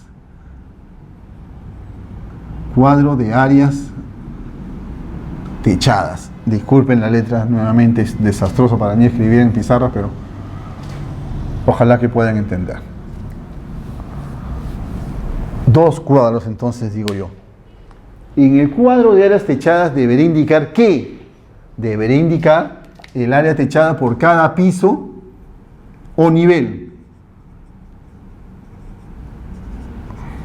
¿Cierto? Y el área libre del primer piso. El área libre del primer piso. Perfecto. ¿Y por qué necesito estos datos? Estos datos los voy a necesitar para cuando yo necesite inscribir mi reglamento interno e independización. ¿Por qué? Porque cuando yo presento mi planito de independización, ¿qué es lo primero que voy a hacer? Lo primero que voy a hacer, técnicamente hablando, hay muchas cosas, pero vamos a ordenarnos en la parte técnica, es sumar todas las áreas ocupadas y techadas por cada piso o nivel. ¿Ok? Sumo las áreas ocupadas y techadas por cada piso y nivel. ¿Y qué me tiene que dar como resultado esto?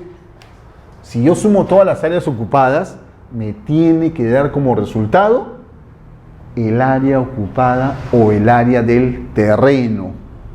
¿Ok? La misma operación en el segundo piso. ¿Por qué? Porque el perímetro del predio es uno solo. Consecuentemente, al yo sumar todas las áreas ocupadas, me tiene que dar necesariamente el área del terreno en cada piso o nivel. Sumo también las áreas, por utilizar un término que a lo mejor no les va a gustar a los arquitectos o ingenieros, sumo estas áreas libres también.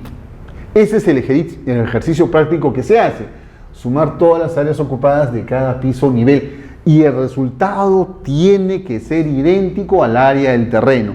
En el ejemplo, el área del terreno es de 160 metros cuadrados. Entonces, cuando yo realice mi operación en cada piso o nivel, debo obtener siempre estos 160 metros cuadrados. Pues bien, aquí es donde se presentan un sinnúmero de errores. ¿Por qué? Porque en algunas ocasiones consignamos a lo mejor en el plano de independización con 3 dígitos y en la fábrica lo hemos cuadrado con 2 dígitos. Como no son exactos, en algunas ocasiones, esto va a traer como consecuencia, me imagino, que el registrador observe el título. ¿Cierto? Observe, porque no concuerdan las áreas ocupadas a lo mejor. Supongamos que realicé la operación de las áreas ocupadas y todo está correcto. El paso inmediato es ¿cuál? Sumar las áreas techadas por cada piso o nivel. Misma operación. Sumo todas las áreas techadas y ¿qué tiene que darme como resultado? El área techada declarada en la fábrica, que consta en el plano de ubicación, en el cuadro de áreas techadas del plano de ubicación. ¿Cierto? Ok, entonces, si he realizado esto correctamente, esta operación, no voy a tener ningún problema. Lamentablemente me imagino que esto tiene como consecuencia un gran número de observaciones, porque no cuadran los datos de la independización con los datos de la fábrica. Las razones, me gustaría saberlas, ¿ok? Pero un gran porcentaje de estas circunstancias, de estos casos, se presentan por errores en las sumatorias o de áreas ocupadas o de áreas techadas. Entonces, ojo, pestaña y ceja, antes de presentar, si los planos los calculamos las áreas ocupadas o techadas con 2 decimales, pues la memoria de independización y el reglamento interno, idéntico, ¿ok? Idéntico, porque tengan en cuenta que los 3 documentos deben de contener información uniforme, ¿ok? Información uniforme. Bien. A veces se nos complica un poco cuando la edificación presenta un alero exterior. ¿Ok? Cuando la edificación presenta un alero exterior. Que dicho alero también lo debemos declarar en el cuadro de áreas techadas, en un rubro o ítem aparte, porque tengan en cuenta que el área techada del alero exterior no forma parte del área techada del primer piso, se encuentra fuera del perímetro. ¿Y para qué nos sirve saber, tener en cuenta, tener conocimiento de que existe un alero externo y su área?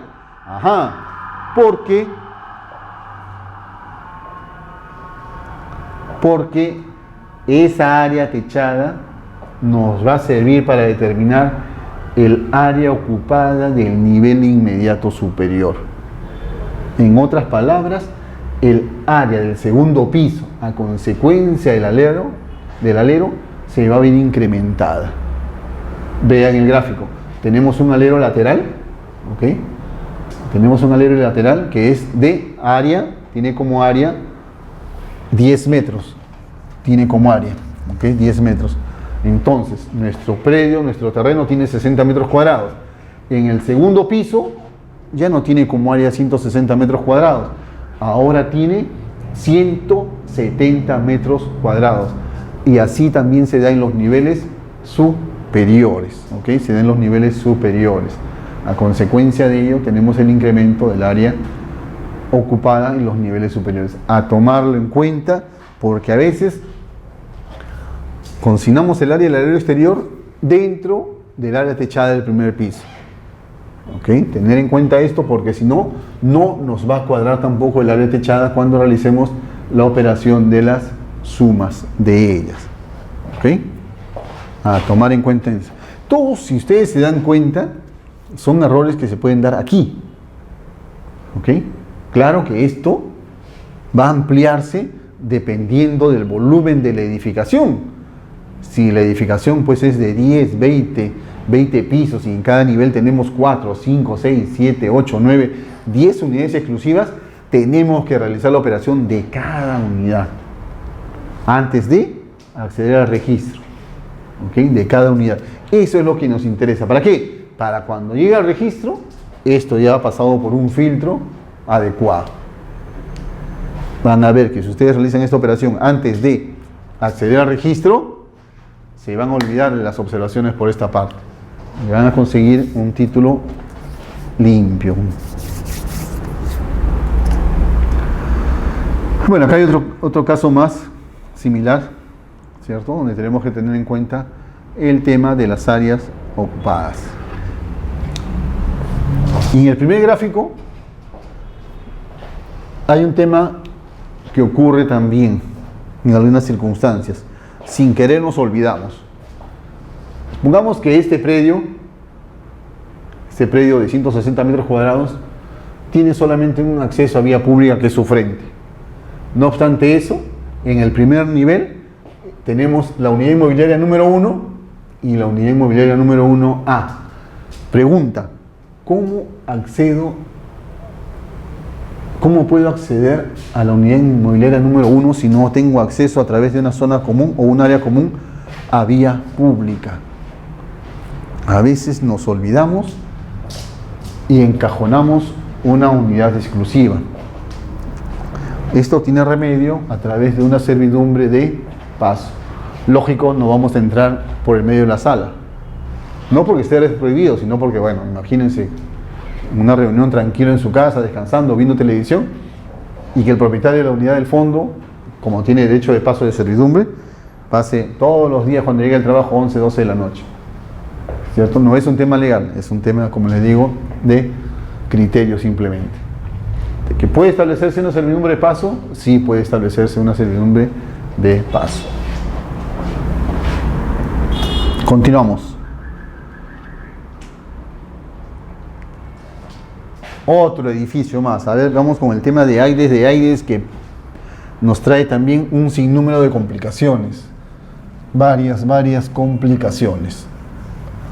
¿Qué es lo que pasa con este tema de los aires? ¿Recuerdan en algún momento que habíamos indicado nosotros que si tenemos una unidad de aires, podíamos independizarla, para lo cual, ¿qué necesitábamos? Un acceso a dicha unidad y establecer un porcentaje de participación. El otro tema era hacer la reserva de aires, ¿cierto? Pues bien, acá tenemos, por ejemplo, un edificio de 1, 2, 3, 4 pisos y la azotea o techo, ¿ok?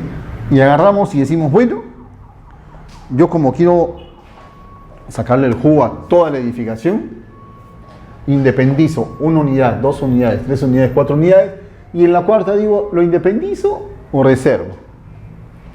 Supongamos que independizo y digo, bueno, ese techo lo voy a independizar. En el plano de independización, internamente, por supuesto, voy a crear una zona común de acceso a ese techo, ¿cierto? No existe en la fábrica, es una proyección. Hago esa proyección de acceso y ya cumplo con el primer requisito, un acceso, una proyección a ese nivel, lo tengo, ¿ok? ¿Y cuál es el siguiente paso? Asignarle un porcentaje de participación. Pues bien, cumplo también con ello. ¿Qué puedo hacer entonces? Ya puedo independizar. Ya no independizo 1, 2, 3, 4 unidades, sino ya tengo 5 unidades a independizar. Como quiero seguir sacándole el jugo, le digo al último propietario, por si acaso, solamente estoy vendiendo ese nivel cúbico, como yo siempre digo, ese nivel cúbico, nada más. O en otras palabras, construyes techas y el inmediato superior no es tuyo. No es tuyo. Y digo yo, bueno, hago la reserva de aires del siguiente nivel. La pregunta es, ¿podré hacer esa reserva de aires? La respuesta es, desde mi punto de vista, no. No. ¿Por qué? Porque no resiste la teoría la reserva de aires de aires. ¿Qué hay por encima de esta unidad? No hay absolutamente nada. ¿Cómo podría sostenerse la reserva a la próxima independización? No la hay. Por ahí algunos autores dicen, de acuerdo al Código Civil, el derecho de propiedad se extiende sobre el terreno. Tengo mi terreno y dice el derecho de propiedad se extiende sobre el terreno verticalmente. Como decía el derecho romano. En el derecho romano no había propiedad horizontal ni menos régimen. El derecho de propiedad era del terreno, del suelo, hasta el infinito y más allá, ¿cierto? Entonces, pero aquí que estamos hablando, discúlpenme que yo me cierre o me enfraje en este tema, pero aquí estamos hablando de un derecho de propiedad de acuerdo al Código Civil, de una propiedad ordinaria, ¿ok? De un derecho de propiedad ordinaria. Pues yo soy dueño del terreno y yo puedo edificar hasta donde yo quiera porque soy dueño del terreno, ¿ok? Soy dueño del terreno. Por el contrario, ¿qué pasa en un régimen de independización, perdón, de un régimen de unidades exclusivas y unidades comunes? Es un régimen especial. Todos lo aceptan, la misma norma lo aceptan, pero algunos autores o algunas personas que aplican las normas dicen no, porque el propietario del último nivel también es de los niveles superiores. Perdónenme mi punto de vista, yo digo mentira. ¿Por qué? Porque si estamos hablando de un derecho de propiedad particular, de un derecho de propiedad especial, sujeto a régimen, mi derecho de propiedad se extiende, recuerdan, siempre digo esto, en forma cúbica.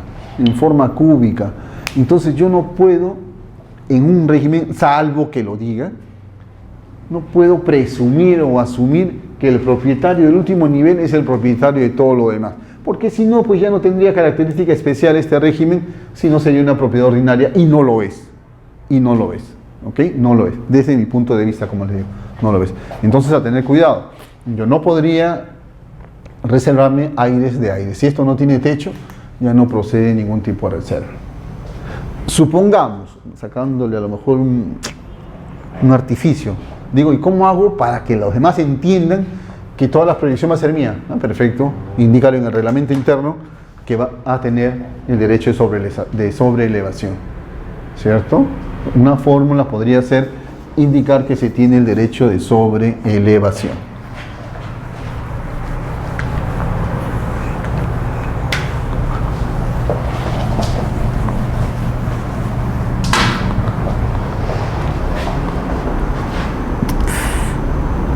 En cuanto al uso, igualmente, en la fábrica a lo mejor declaramos determinado ambiente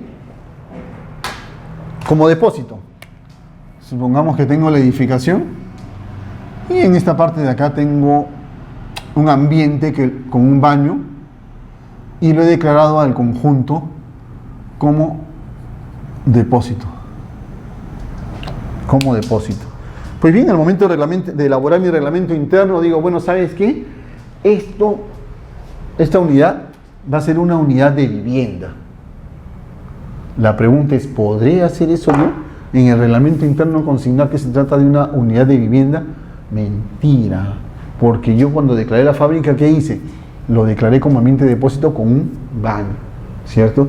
¿Y qué necesito yo para que haya declarado como uso vivienda? Nos dice el Reglamento Nacional de Edificaciones. Vivienda, edificación independiente o parte de una edificación multifamiliar, compuesta por ambientes para el uso de una o varias personas, capaz de satisfacer sus necesidades de estar, dormir, comer, cocinar e higiene. ¿Este ambiente denominado depósito tiene todos esos requisitos? ¿Cumple con esos requisitos? No. ¿Cierto? No. Entonces, pues, no podríamos independizar nosotros como una unidad de vivienda. ¿Ok? Como una unidad de vivienda. ¿Y qué pasa si la unidad que yo pretendo independizar tiene como área techada únicamente 30 metros cuadrados? El mismo Reglamento Nacional de Edificaciones hace una restricción y nos dice, para que sea considerado como uso de vivienda, aparte de estos requisitos, tiene que tener como mínimo de área techada 40 metros cuadrados. ¿Ok? 40 metros cuadrados. Entonces, en este caso, tampoco procedería. Entonces, todo esto, ¿dónde lo debemos de tener en cuenta? En el momento en que se declare la fábrica, en el momento que se solicite la licencia, debemos de tener ya la proyección de cuáles van a ser las unidades exclusivas y cuál es el uso destino que va a tener cada una de ellas. Porque bajo estas características que estamos hablando, por ejemplo, no podrían ser consideradas como unidades de vivienda,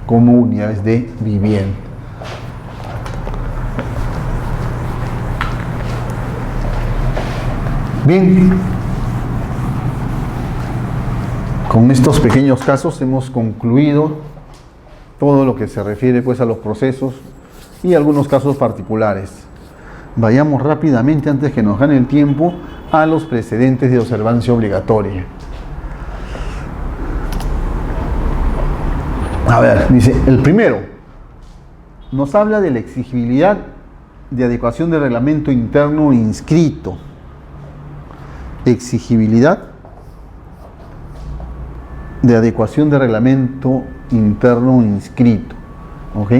Y se basa en el criterio adoptado en la resolución, no vamos a analizar todas, en la resolución 027-2004, bastante atrasado. Van a saber ahora el por qué lo traemos a colación. Dice, acto cuya inscripción se solicita. Mediante el título venido en grado se solicita la inscripción de los siguientes actos: nombramiento de presidente de Junta de Propietarios y nombramiento de tesorero de la Junta de Propietarios. Se piden 2 actos. ¿Qué dice el registrador? El registrador observó el título para que previamente se proceda a efectuar la adecuación del reglamento interno.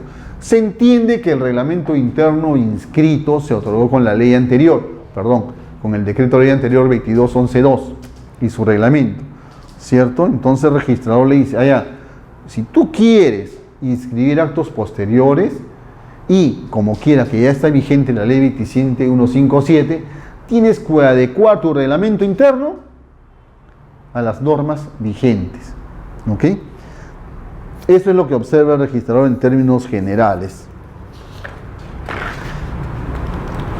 Solamente como parte anecdótica, dice, de acuerdo al antecedente registral, consta inscrita la declaratoria de fábrica de 66 estacionamientos y 20 estacionamientos periféricos y 2 torres de departamentos. ¿Okay? En otro asiento consta inscrito el reglamento interno de propiedad horizontal que rige la edificación. Llegamos al tribunal y nos dice planteamiento de las cuestiones. Dice, del expuesto y del análisis del caso, a criterio de esta sala, la cuestión en discusión es si a efectos de inscribir el nombramiento de los cargos de presidente y tesorera de la Junta de Propietarios de un edificio sujeto al régimen de propiedad horizontal, debe adecuarse previamente el reglamento interno de propiedad horizontal a la ley 27.157. Luego de un sinnúmero de argumentos, nos dice, en tal sentido, con la finalidad de registrar en la partida matriz la elección de cargos efectuada por la Junta de Propietarios, previamente deberá inscribirse la adecuación del reglamento interno inscrito en el asiento número tanto de la ficha número tanto. La pregunta es, ¿qué pasa? Primera pregunta. En los reglamentos internos con el decreto ley 22.11.2, solamente procedía la independización de las unidades exclusivas que tenían área techada. ¿Recuerdan? En el momento creo que lo comentamos. Solo procedía la independización de unidades exclusivas que tengan área techada. Ojo, acá nos está hablando de una edificación que tiene estacionamientos periféricos y 66 estacionamientos internos, me imagino yo. Los 66 estacionamientos a lo mejor sí tienen área techada, no lo sabemos, pero los periféricos aparentemente no.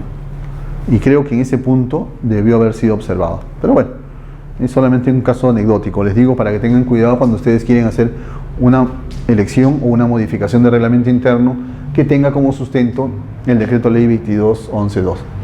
Siguiente punto. Lo único que se está pretendiendo inscribir, ojo, no modificar ni incorporar cargos. El órgano máximo es la Junta de Propietarios y lo representa necesariamente un propietario denominado presidente de la Junta de Propietarios, elegido por todos los propietarios.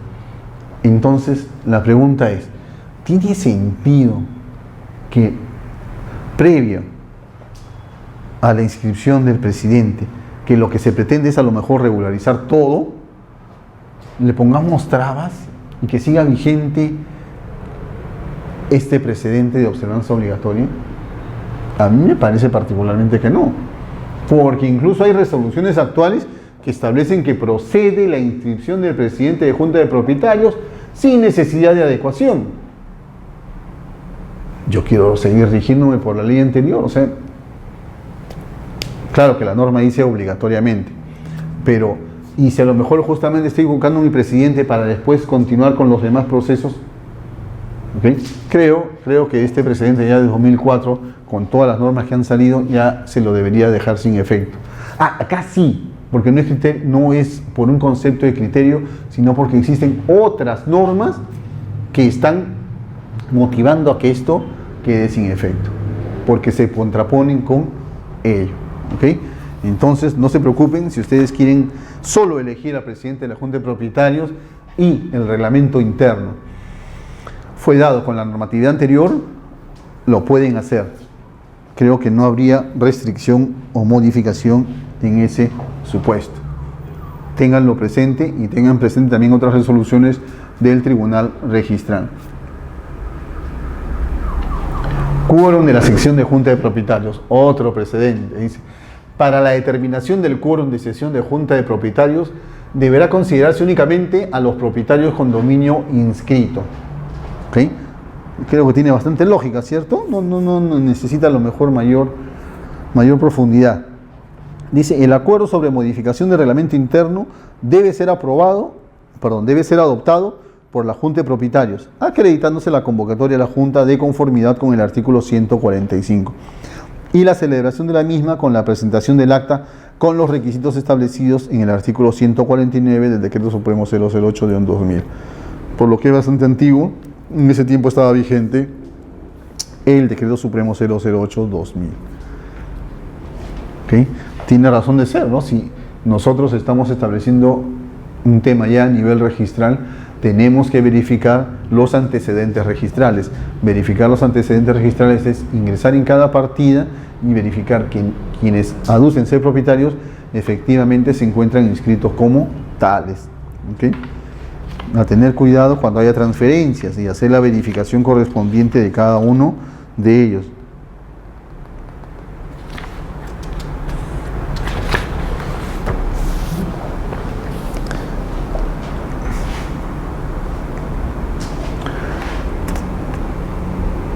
Pasemos al último, antes que la hora nos gane, que es el que quiero incidir. Vean, este precedente es interesante desde mi punto de vista. Dice, independización al amparo de la ley 27157. En caso de discrepancia entre los datos de la memoria descriptiva y el plano de independización de unidades sujetas a alguno de los regímenes de la ley 27157, prevalecerán los que aparecen en el plano, debiendo extender el asiento de inscripción conforme a este. Caramba. Veamos. Decisión impugnada. La registradora observó por lo siguiente. Realizada la sumatoria de las medidas perimétricas del lindero del frente en los pisos superiores de acuerdo a los datos consignados en el plano de independización, se obtiene una medida total de 9,64 en cada piso, lo que discrepa de lo señalado en el antecedente registral, que tiene como frente 10 metros lineales. Otra observación, dice, estoy dando lectura a la resolución que ampara ese precedente. Realizada la sumatoria de las medidas perimétricas del lindero derecho en los pisos superiores, de acuerdo a los datos consignados en el plano de independización, se obtiene una medida total de 25,58 en cada piso. Sin embargo, por la existencia del alero, dicho lindero en los pisos superiores debe medir 25,46. Simplemente sumar y restar. Por último, dice, de acuerdo a los planos de distribución que obran en el antecedente registral y los planos de independización presentados, se advierte que desde el tercer piso el alero disminuye, toda vez que la medida del lindero izquierdo es igual a la del primer piso, 20,20. Sin embargo, de acuerdo al plano de independización, el área ocupada no disminuye, siendo igual en todos los pisos. Si el alero en el siguiente nivel superior es inferior al del nivel, valga la redundancia, al nivel inferior, lo lógico es que el área ocupada disminuya. Nadie nos dice que el área del alero sea uniforme en todos los pisos. Yo puedo tener en el primer piso, exagerando, un alero de 0,8, de 0,80 lineal, metros lineales, ¿ok? Y en el nivel segundo piso, pues mi área ocupada se incrementa en esa medida. Pero nada quita que en el siguiente nivel se reduzca, ¿cierto? Se reduzca, puede reducirse. Entonces, lógico, el área ocupada también tiene que variar. Y eso hay que tenerlo en cuenta en el momento de las presentaciones de los planos. Por último, el que nos interesa, dice, en la memoria de independización se ha señalado que en la azotea, el ducto 1, por el lado izquierdo, está integrado por dos tramos, uno de 1,10 y otro de 0,54. Sin embargo, confrontado con el plano de independización, se puede observar que existe discrepancia con respecto al segundo tramo, que es 0.61. Por lo expuesto, sírvase subsanar. Las cuestiones, dice. Las cuestiones a determinar. Del expuesto y del análisis del caso a criterio de esta sala, las cuestiones a determinar son las siguientes. ¿Cómo se computa el área total ocupada del segundo piso y los niveles superiores, cuando en un primer piso existe un alero externo? Fácil, incorporando, ¿cierto?, dicha área al siguiente nivel, y ahí vamos a ver que aumenta el área ocupada. Siguiente cuestión: si la discrepancia existente, ojo, si la discrepancia existente entre la información contenida en el plano y la contenida en la memoria descriptiva de independización amerita observación. Ese es el punto.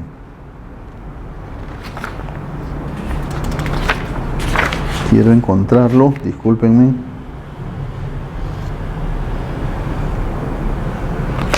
Acá. Dicen, otro de los extremos de la observación está referido a la discrepancia existente entre los datos contenidos en la memoria descriptiva y el plano de independización respecto del lindero izquierdo del ducto 1 ubicado en la azotea. Al respecto, cabe mencionar que de la revisión del plano de independización se extrae que el lindero izquierdo del ducto 1, con un área de 2.2 metros cuadrados, comprende una línea de dos tramos, 1.10 y 0.61, siendo que este último tramo discrepa del señalado en la memoria descriptiva, en la que se ha dejado indicado que es 0.54. ¿Qué significa esto? Que tengo mi plano de la azotea, el de independización, y supongamos, para ir de acuerdo con el ejemplo o con la resolución, dice lindero a la izquierda. Este lindero, vamos a hacerlo así, tiene dos tramos de 1.10 y el otro de 0.61. Y en la memoria me indica que este segundo tramo no mide 0.61, sino 0.54. ¿Qué es lo que me dice este precedente? ¿Sabe qué, señor registrador? No se preocupe. Inscriba usted con esta medida. En este caso particular, a lo mejor sí, ¿no? ¿Afecta? No afecta porque es una corrección, una medida. ¿Pero el precedente discrimina? No, el precedente no discrimina. Vean lo que dicen. En el caso de discrepancia entre los datos de la memoria descriptiva, o sea, ¿qué pasa, me pregunto yo, si los datos de la memoria, siendo una edificación de gran magnitud como hay ahora, 20, 30, 40 pisos, y aparece un sinnúmero de errores, un sinnúmero de datos que no concuerdan entre el plano de independización y la memoria descriptiva? ¿Qué es lo que voy a hacer? Les repito, el precedente no discrimina. Dice, en caso de discrepancia entre los datos de la memoria descriptiva y el plano de independización de unidades sujetas a alguno de los regímenes de la ley 27157, prevalecerán los que aparezcan en el plano, debiendo extender el asiento de inscripción conforme a este. Ok, acá hay un error ligero. Un solo error. Y en esta resolución es en la cual se sustenta ese precedente. Yo me pregunto, ¿qué pasa si los errores son de magnitud, de área de una unidad exclusiva? No sé si me inventé yo el fundamento, pero creo que tiene lógica. Yo, comprador de una unidad exclusiva, ¿sé leer un plano? Difícilmente, salvo que sea ingeniero o arquitecto o sepa dibujo arquitectónico. ¿Qué leo? La memoria. ¿En la memoria qué me hacen? Dicen, el predio tiene tal área techada y tal área ocupada. ¿Qué pasa si existe discrepancia entre esa área que me están vendiendo, que es mayor, y el área que se indica en el plan de independización, que a lo mejor es menor? Yo compro como prefábrica y pago un monto determinado X. Y resulta que, cuando me hacen la independización, me hacen con los datos del plano. Voy más allá y pregunto, entonces, ¿para qué firmo la memoria de independización? Y a lo mejor no presentemos memoria de independización. Nos evitamos un gasto. Supongamos que todo tiene errores. Aplicamos el precedente. Lo dejo como criterio de ustedes analizar tanto del ámbito registral como los que están fuera del registro y ver qué es lo conveniente, si podemos aplicar este precedente o no. En todo caso, deberíamos como usuarios presentar la documentación correcta y que sea uniforme, como hemos indicado siempre, tanto memoria de independización, reglamento interno y plano, porque tengan en cuenta que el plano lo firma el profesional competente, la memoria solo la firma el propietario, solo el propietario. Ya les dije, ¿cuál es el fundamento de que la firma el propietario? En señal de que sí estoy entendiendo a lo mejor lo que hay gráficamente, confiando por supuesto en que la información es la misma. Bueno, muchas gracias, espero realmente haber colaborado en que ustedes hayan entendido estos temas relacionados con nuestro reglamento y los procesos que se llevan a cabo para efecto de la inscripción del reglamento interno.